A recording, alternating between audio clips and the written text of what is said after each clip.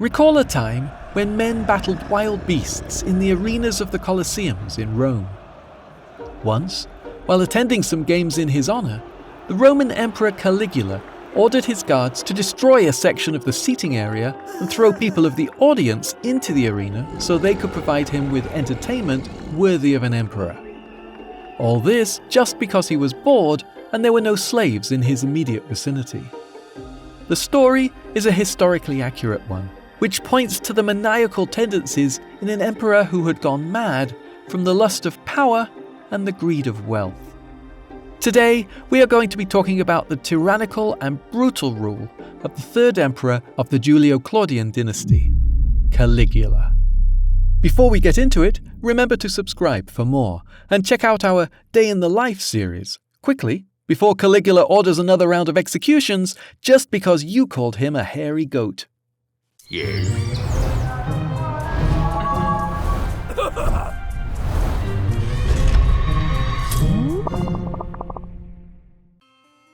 Few emperors can boast of being good rulers. It is a hard thing to rule justly, after all. But no one could have expected how the third emperor of Rome would turn out. His 4 years of rule atop the Roman Empire would be carnage of unmatched proportions.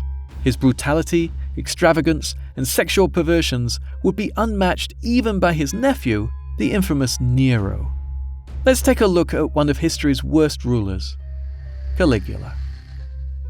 Caligula's real name was Gaius Julius Caesar Germanicus. The name sounds familiar because Caligula was a namesake of the great general Gaius Julius Caesar, and Germanicus was the name of his father, who had achieved victories in the Rhine. He was born in 12 AD during the time of Augustus and was the third son of the renowned Roman general Germanicus and his wife called Agrippina the Elder. He came to acquire the name Caligula, which means little boot, and was given this nickname by his father's soldiers who would see the young lad walk around camp in his small soldier boots. When the heir to the Empire Germanicus died in 17 AD, Caligula's entire family lost favor with the current emperor, Tiberius, and as a result of political intrigues, his elder brothers and his mother were accused of treason. Subsequently, they all died in prison or exile, and only Caligula was spared. Likely because of his grandmother's power in the Roman court, she was able to shield him from political attacks aimed at Caligula. These attacks eventually stopped as the Praetorian prefect Sayunus died in 24 AD, leaving Caligula safe. The year after, Caligula would move in with his aging great-uncle Tiberius. Tiberius would indulge in all of Caligula's worst habits and even commented that he was nursing a viper in Rome's bosom. Tiberius would adopt Caligula as his heir, likely because Caligula was the last surviving male descendant of Julius Caesar's family, who were considered at the time as the rightful rulers of Rome. The old emperor, however, understood his great-nephew's disposition and wanted him to be co-emperor along with Gemellus. This plan would ultimately fail as Caligula allied himself with the Praetorian guard Marco and would proclaim himself as sole emperor.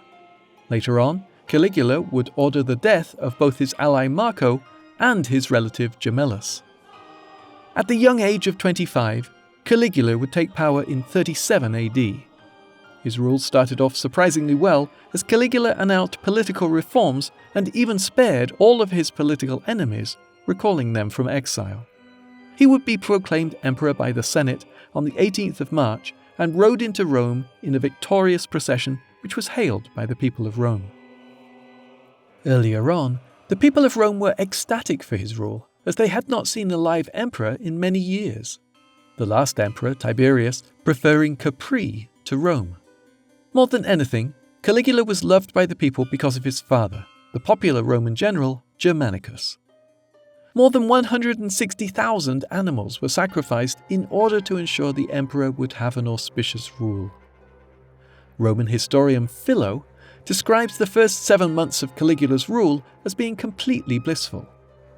To gain public support and strengthen his precarious position, Caligula gave bonuses to the military, especially the Praetorian Guard and the armies stationed outside Italy.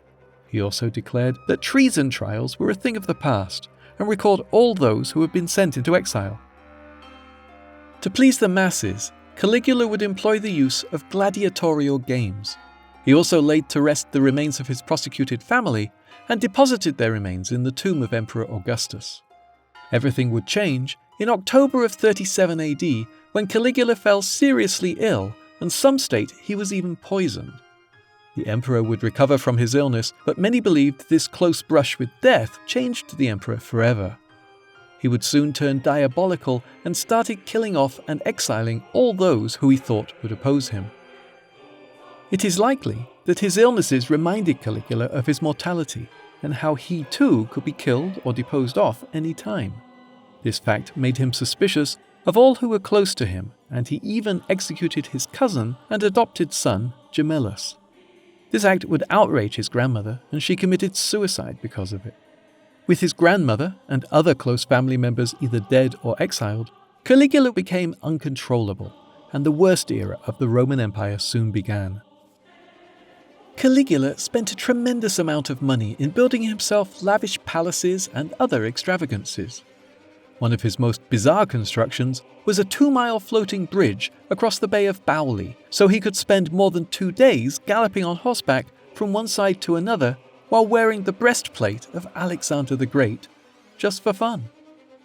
Although some historians suggest that this act was in defiance of a prediction by Tiberius's soothsayer that Caligula had no more chance of becoming emperor than of riding a horse across the Bay of Bauli. In 39 and 40 AD, Caligula would take his military forces to the Rhine and into the English Channel, but he would not fight any battles and instead made theatrical displays of command by ordering his troops to gather seashells for him in their helmets. Once again, just for fun. In fact, it is quite a popular quote of his, attributed to the historian Suetonius, who quotes Caligula saying, "Remember, I have the right to do anything to anybody." He would take this approach when it came to his relationships and actively tormented all of his high-ranking senators by making them run in front of his chariot. He would also have affairs with the wives of his own allies and was even rumoured to have incestuous relationships with his sisters. Physically, Caligula was a tall, pale and hairy person. He was conscious of his appearance and made it an offence to mention a goat in his personage.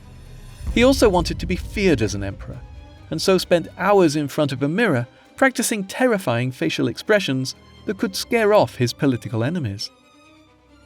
Caligula would wear weird clothes and dressed in women's shoes and had accessories such as wigs. All this was done, according to his biographer Cassius Dio, in order to appear to be anything rather than a human being and an emperor. Because of Caligula's extravagant spending, a financial crisis emerged in 39 AD. Caligula's shenanigans had exhausted the state treasury, and Rome was on the verge of bankruptcy. In order to meet the required amounts of funds to run his empire, Caligula began falsely accusing people of fraud and theft in order to fine them and grow the Roman treasury.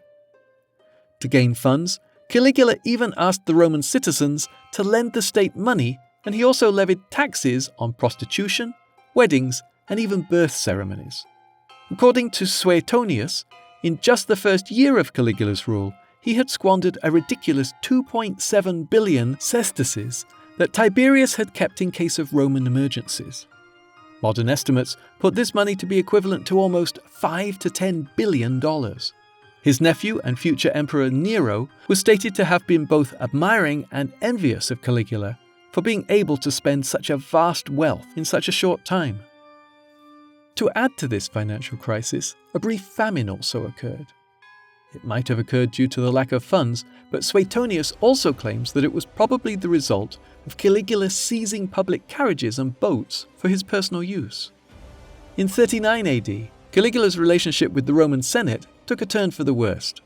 As the Senate was used to ruling in the absence of the emperor, similar to how Tiberius had left ruling to them and retired to Capri.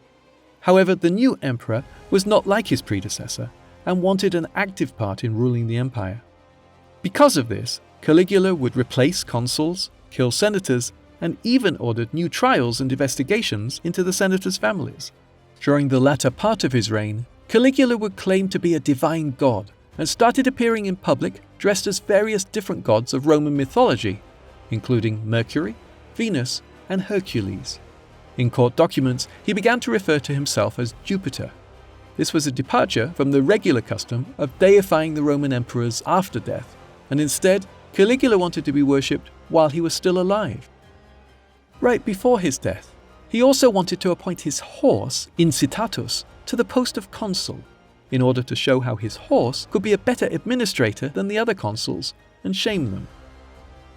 Caligula's action against the Senate and the wealthy would have terrible consequences for him, as the officers within the Praetorian Guard hatched a plan to kill him and rid Rome of his madness.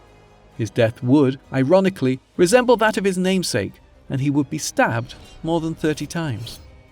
By the time his loyal Germanic guards came to his help, the emperor was already dead, and the darkest period in Roman history finally over. If you like our Day in the Life of series, don't forget to subscribe and check out our newest video here.